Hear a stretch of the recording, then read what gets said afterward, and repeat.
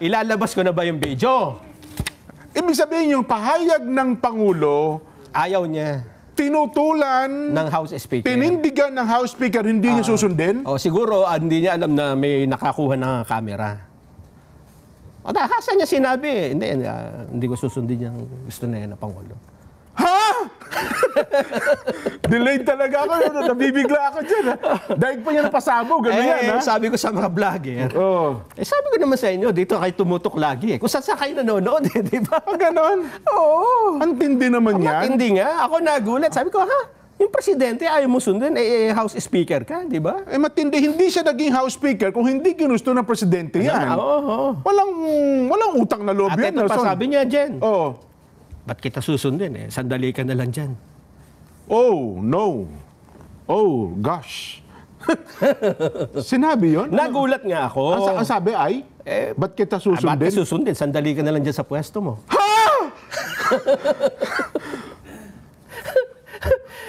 Nagulat ako. Ako nagulat. Sabi ko dun sa kuha ng video, huwag mong ilalabas yan, ha? Hindi lumabas na sa mainstream media, maging sa ngayon.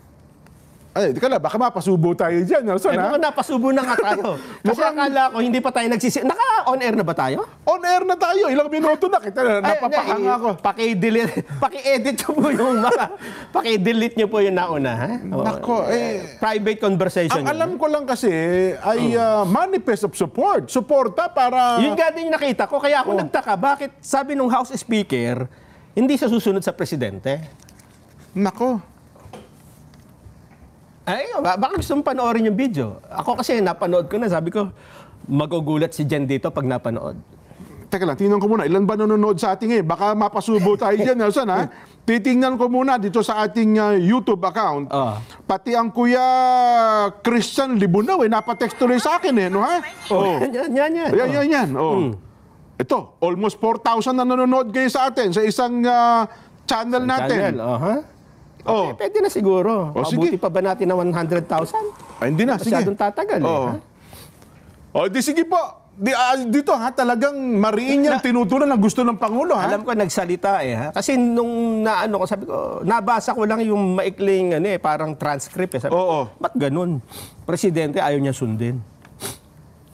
House Speaker siya. Oo. Mga kababayan, ito po, panoorin natin ang sinasabi ni Kuya Nelson sa balitang ito. House Speaker. House Speaker, mariing tinanggihan ang gusto ng Pangulo. Banat. I'm not planning to do that. There are developments by the hour in Ukraine. I think, as we predicted, and as I said to all of you, weeks before the election, if Donald Trump is elected, it will change the dynamic of the Russia war on Ukraine, and we're seeing that happen. So it is not the place of Joe Biden to make that decision now. We have a newly elected president, and we're going to wait and take the new commander-in-chief's direction on all of that. So I don't expect any Ukraine funding to come up now. Yeah. Yes, ma'am.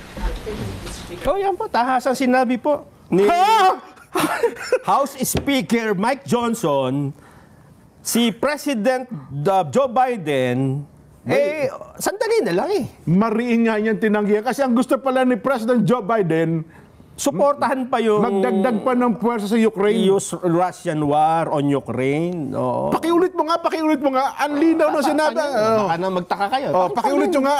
Anong sabi ng House Speaker? House Speaker ng US pala ito. Pakiulit mo nga, I'm not direct. planning to do that. There are developments by the hour in Ukraine.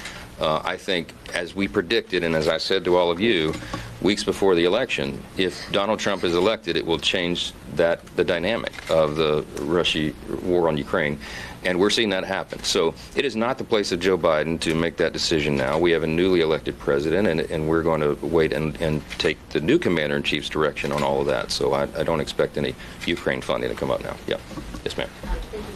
Sabi niya, it is not the place of Joe Biden to make that decision now. Wala nang, hindi na para kay President Joe Biden ang pagdesisyonan, ang issue na yan. So para niya gusto niya sabihin, lame duck president na. Sabi pa niya, we have a newly elected president. Ayun. And we are going to wait and take the new commander-in-chief's direction on all that. So I don't expect any Ukraine funding to come up now. Yung pondohan pa yung Ukraine Ayun. para matuloy pa yung gera. Hindi daw po muna ngayon. Hindi natin. Gusto kasi Joe Biden, ituloy pa ang... sabi ni Donald Trump, hindi na. Less than a month na lang mang si Joe, sapagkat ngayon December 5 na ngayon, di ba? So 26 days na lang ang kanyang araw. Tama, magaling itong House Speaker na ito. Alam mo ba Akala ko pa naman gusto ko na maghasa ng labaha Alam mo ba kung magkano yung hinihingi ni Joe Biden? Napagtulong pa sa Ukraine. Sa Ukraine. $8 billion, Jen. $8 billion US. Apakalaki. Para sanayin lang yung mga sundalo ng Ukraine.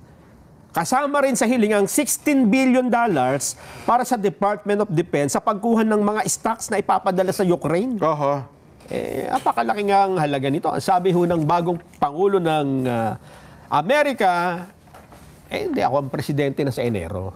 Ayun. So, hihintayin itong si US Speaker House yan, Speaker Mike Johnson. Pero siya din ba magiging speaker sa panahon ni... Kasi magkaroon ng eleksyon Wala akong idea. Pero ako sa tingin ko, right decision ang ginawa nitong si US House Speaker Mike Johnson. Tama.